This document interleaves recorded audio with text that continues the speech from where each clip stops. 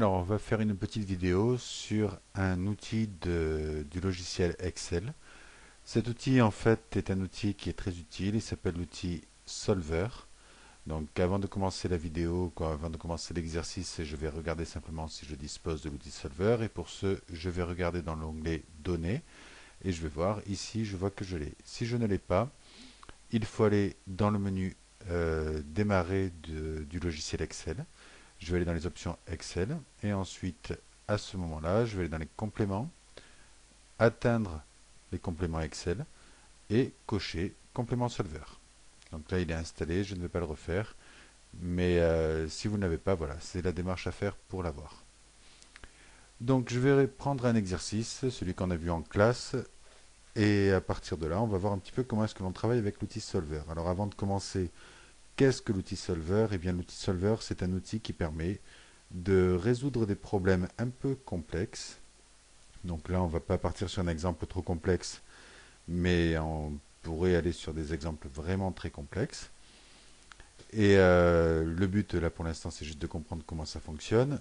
Et donc, avec cet outil, cela va permettre de trouver des solutions à des problèmes sans avoir à faire plein de calculs et essayer de trouver les fonctions qui permettent de trouver les réponses. Donc, l'outil Solver fonctionne avec trois paramètres. Le premier paramètre est la valeur cible, c'est-à-dire ce que l'on recherche. Le deuxième paramètre, c'est les variables, c'est-à-dire quels sont les éléments que l'on peut modifier. Et enfin, le troisième paramètre, il s'agit en fait des contraintes, c'est-à-dire ce que l'on doit respecter. Donc si je prends l'énoncé, là ici je dois organiser une manifestation à laquelle seront invités 250 adultes et 300 enfants. À chaque invité, je souhaite remettre un t-shirt. Pour acheter les t-shirts, j'ai deux propositions. Soit je choisis le lot A avec 10 t-shirts adultes et 5 t-shirts enfants pour 50 euros. Soit je prends des lots B à 10 t-shirts avec 10 t-shirts enfants et 5 t-shirts adultes pour 40 euros. Donc ces lots, en fait, je peux les combiner. Je peux en acheter plusieurs de chaque type. Le but, c'est de savoir combien est-ce que je vais devoir prendre de lots de chaque type pour au final avoir suffisamment de t-shirts pour tout le monde, tout en dépensant le moins d'argent possible. Donc, quand j'ai cet énoncé, qu'est-ce que je recherche? Eh bien, ce que je recherche, c'est payer le moins possible. Autrement dit, ça va être le prix total des achats qui va compter pour savoir, en fait, pour optimiser, en fait. Donc, ma valeur cible sera le prix total des achats. Deuxième paramètre, quelles sont les variables? Alors, les variables, ce sont les éléments que l'on peut modifier. Or, là, qu'est-ce que l'on peut modifier dans l'énoncé? Eh bien, c'est le nombre de lots de type A ou de type B que je vais pouvoir acheter pour obtenir un nombre total de t-shirts. Donc, mes variables seront les nombres de lots. Enfin, il me reste une troisième catégorie de données dont je dois tenir compte, à savoir les contraintes. Quelles sont les contraintes qui apparaissent dans l'énoncé? Eh bien, je dois avoir au minimum 250 t-shirts adultes, au minimum 300 t-shirts enfants. Ça, ce sont pour les données qui paraissent évidentes. La base Après ça, virale VPS a été mise à jour. super, la base Avast est mise à jour, très bien, on va couper. Donc, au niveau des contraintes, je disais 250 t-shirts adultes minimum et 300 t-shirts enfants minimum. Mais il existe une autre contrainte dont je dois tenir compte, c'est que je ne peux pas acheter les lots en partie. Je dois acheter des lots entiers. Donc je ne pourrais pas, par exemple, acheter 10,3 lots adultes, lot A, pour obtenir quelque chose de parfait. Je dois acheter tant de lot A ou tant de lot B. Donc à partir de là, on va commencer à raisonner et on va commencer à essayer de voir comment est-ce que l'on va mettre en forme les données qui nous sont données dans l'énoncé pour pouvoir trouver la solution. Première chose, quels sont les éléments que l'on connaît? Eh bien, ce que l'on connaît dans l'énoncé, c'est en fait tout simplement les lots. À quoi est-ce qu'ils correspondent? Donc, je vais prendre cet énoncé et je vais le mettre sous forme de tableau. Donc, je dispose de lot A et de lot B. Qu'est-ce que je dispose comme information? Eh bien, je dispose comme information le nombre de t-shirts enfants et le nombre de t-shirts adultes qu'il y a dans chaque type de lot. Donc, on va commencer par les adultes. Donc, je vais indiquer dans cette colonne le nombre de t-shirts adultes dont je dispose, et ici, les t-shirts enfants. Voilà, donc ici, j'ai 10 t-shirts adultes dans le lot A et 5 t-shirts enfants. Ici, j'ai 5 t-shirts adultes et 10 t-shirts enfants. Quels sont les autres éléments dont je dispose? Je dispose du prix, donc le prix unitaire. Ici, c'est 50 € pour le lot A, et ici, ça va être 40 € pour le lot B. Donc là, j'ai mis toutes les informations dont je disposais. Maintenant, quel autre type d'information je vais avoir pour pouvoir résoudre l'exercice? Eh bien, en fait, on sait que l'on va acheter plusieurs lots A et plusieurs lots B. Donc, autrement dit, je vais disposer d'un certain nombre de lots. Donc, je vais indiquer simplement le nombre de lots. Alors, pour que ce soit plus compréhensible, je vais prendre 10 lots de chaque au départ. On verra ensuite quelle sera la combinaison optimale. Une fois que j'ai mis en fait tous les éléments dont je dispose, eh bien, je vais voir quels sont les éléments que je vais pouvoir obtenir en plus. C'est-à-dire, si je prends le nombre de lots que je prends en type A et le nombre de lots B, eh bien, je vais pouvoir calculer le prix total des lots.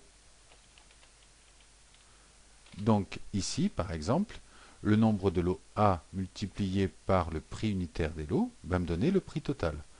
Donc ici, le prix total va être égal au nombre de lots multiplié par le prix unitaire des lots.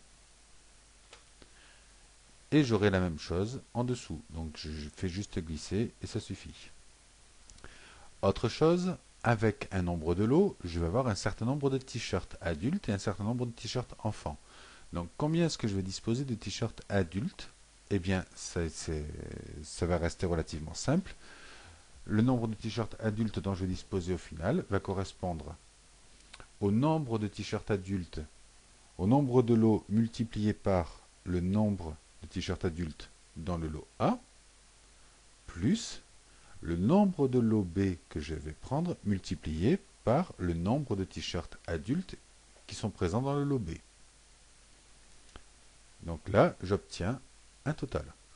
Alors, pour pouvoir mettre cette opération sur les t-shirts enfants, dans la mesure où les nombres sont toujours dans la colonne E, je vais simplement bloquer la colonne E par la touche donc $, ici et ici. Et à partir de là, eh bien, je vais simplement donc faire glisser, puisque j'ai bloqué la colonne. Donc j'attrape par en bas et je fais glisser. Donc si je regarde le calcul qui est là-dedans, j'ai bien le nombre de lots multiplié par le nombre de t-shirts enfants, le nombre de lots multiplié par le nombre de t-shirts enfants du lot B. Donc là, j'ai tous les éléments maintenant pour trouver la solution, sauf un qui est en fait le total, le prix total. Donc pour le prix total, on ne va pas se casser la tête, on va faire une somme, et voilà. Donc à partir de là, eh bien on peut utiliser l'outil solver. Alors comment est-ce qu'on va utiliser l'outil solver? Simplement en reprenant ce que je disais au début de la vidéo, c'est-à-dire en tenant compte des 3 types de données dont il faut tenir compte pour utiliser cet outil. C'est-à-dire, si je prends l'outil solver, la première chose qu'il va me demander, ça va être la cellule cible à définir. Qu'est-ce que l'on souhaite définir ici? On souhaite définir le prix, tout simplement. On souhaite définir un prix minimum. Donc on n'est pas sur le max, on n'est pas sur une valeur particulière, on est sur le minimum. Donc ça, c'est le premier point. On souhaite définir le prix, donc le F6 minimum, en tenant compte de quels éléments, donc quelles sont les cellules variables. Eh bien, le seul point sur lequel on peut jouer, c'est le nombre de lots de chaque type que l'on va prendre. Enfin, il va falloir ajouter des contraintes. Et quelles sont les contraintes? On l'a dit tout à l'heure. La première contrainte, c'est qu'on est au minimum, donc supérieur ou égal, qu'on est au minimum 250 t-shirts adulte. Je vais ajouter la contrainte. Deuxième type de contrainte, il faut qu'on ait au minimum, donc supérieur ou égal 300 t-shirts enfants. Donc j'ajoute la contrainte. Et enfin, j'avais dit qu'il fallait absolument que les lots restent entiers. On ne va pas acheter 11,6 lots A et 14,3 lots B. Ça, c'est pas possible. Donc il faut que le lot A, le nombre de lots A, soit un nombre entier. Ça, c'est une chose. Et ensuite, que le nombre de lots B soit également un nombre entier. Et là, j'ai toutes mes contraintes, donc je fais OK, je vérifie, elles sont bien là les contraintes, j'ai bien mes cellules variables, j'ai bien ma cellule cible à définir, et à partir de là, je lui demande simplement de résoudre. Et là, il va me trouver qu'en fait, pour pouvoir payer le moins cher possible tout en ayant le nombre de t-shirts nécessaire, eh bien je vais devoir prendre 13 lots de type A, 24 lots de type B, pour un montant total de 1610 euros. Et si je regarde, j'aurai 250 t-shirts adultes comme attendu et 305 t-shirts enfants, autrement dit 5 t-shirts de plus que ce que j'espérais, mais c'est la meilleure solution. Donc là, il me propose deux options. Soit je garde la solution, soit je reviens aux valeurs d'origine. Honnêtement, je cherchais la solution, donc autant garder la solution. Deuxième chose qu'il me propose, c'est d'éditer des rapports. Rapports de réponse, de sensibilité ou de limite.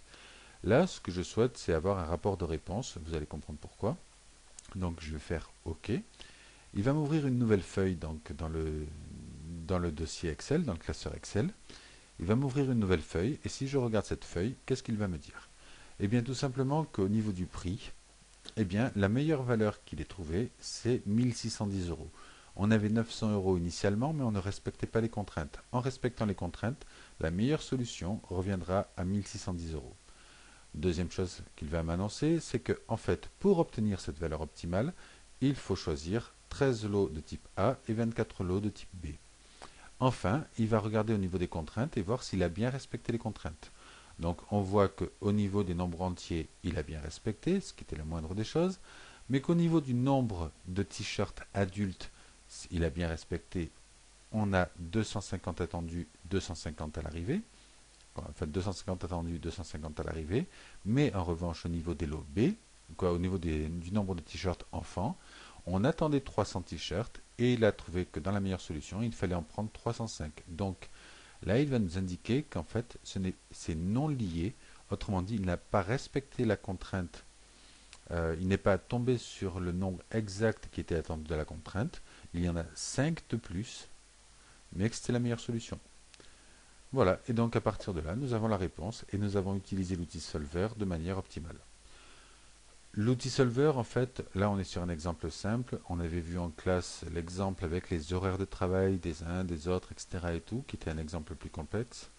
Mais bon, voilà, une fois que vous avez compris le principe de l'outil Solver, la seule chose, c'est toujours reprendre un énoncé, regarder quelle est la valeur que l'on recherche et regarder ensuite quelles sont les variables sur lesquelles on peut agir. Pour finir, on regarde quelles sont les contraintes à respecter obligatoirement. Voilà, ça, c'est le principe. Autre outil que l'on aurait pu voir également, c'est l'outil donc valeur cible. Alors la valeur cible, c'est quoi? C'est tout simplement, par exemple, si je considère que j'ai un nombre, donc je vais prendre 150 par exemple, et que pour ce nombre, en fait, j'ai une opération, c'est-à-dire qu'à chaque fois, je vais multiplier ça par 0,80. Donc autrement dit, je fais une réduction de 20%. Et je dois rajouter un prix, je ne sais pas moi, une commission de 5 euros. Voilà. Donc si je modifie en fait, si je mets 200, j'aurai les 80%, c'est-à-dire 160 euros, plus les 5 euros, ça me fera 165 euros. Et la question que je me pose, c'est quelle est la valeur initiale que je dois avoir pour avoir un montant de temps. Alors, comment est-ce que je vais faire? Je vais aller tout simplement en fait je vais dans données, je vais aller dans les analyses de scénario, je vais aller dans la valeur cible et je vais dire qu'en fait, la valeur à définir, la cible à définir, c'est celle-ci. La valeur à atteindre, je souhaite par exemple obtenir un chiffre d'affaires de, on va dire, 4605 euros ou 4600 euros tout simplement, et que la cellule que je peux modifier, il s'agit de celle-ci. Je fais OK, et là il va me dire qu'en fait, je dois avoir pour 5743,75 euros de recettes pour obtenir le montant que je souhaitais obtenir. Voilà.